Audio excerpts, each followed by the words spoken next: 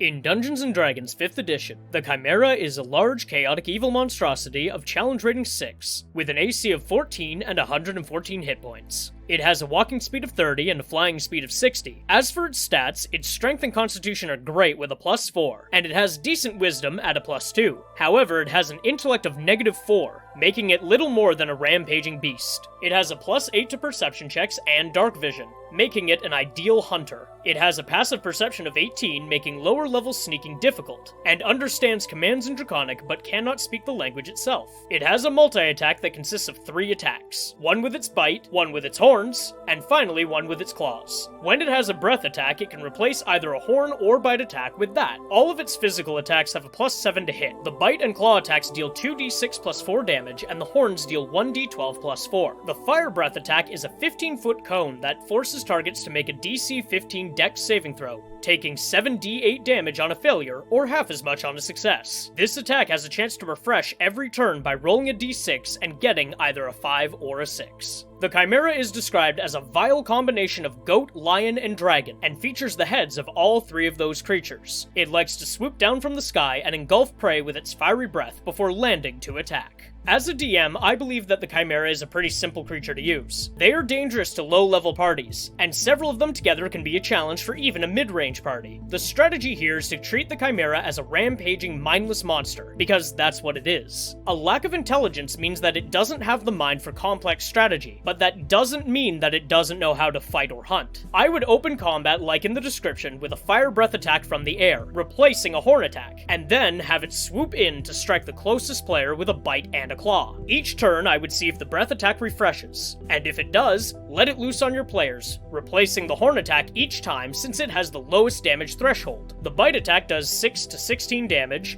whereas the horns do 5 to 16. It's only a difference of 1 point, I know, but as all D&D players will tell you, 1 hit point can make all the difference. If the Chimera starts getting hurt, have it back off and fly away, swooping back down and doing strafing fire attacks to keep the fight going in a hit-and-run strategy. As for targets, the Chimera is not smart enough in my opinion to target healers first or do complex decision-making. It will instead attack whoever is closest, or whoever is dealing it the most damage, just like a cornered animal would in the wild.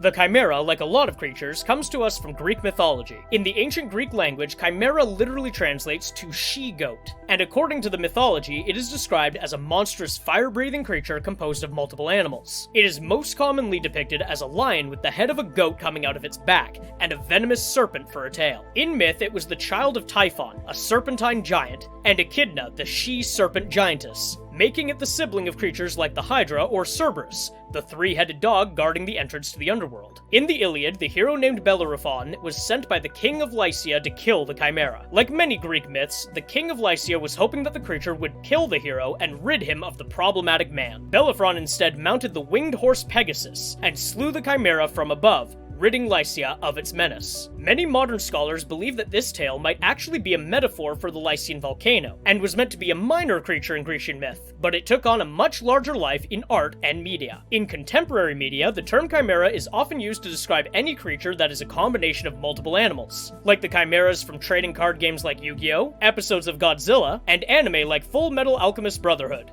Sorry, I had to. The biggest difference between the myth and the creature in D&D is the lack of wings. In fact, the hero Bellerophon slew the creature by being mounted atop his flying Pegasus and attacking from afar. The Chimera in D&D is also mildly draconic, which might be where it gets the wings and explain its fire breath. Like the myth, it is a fire-breathing monster with bestial intelligence. And like many D&D creatures inspired by Greek myth, the Chimera in D&D is a type of creature, whereas the creature from myth is a unique creation specific to a certain story or certain Greek hero.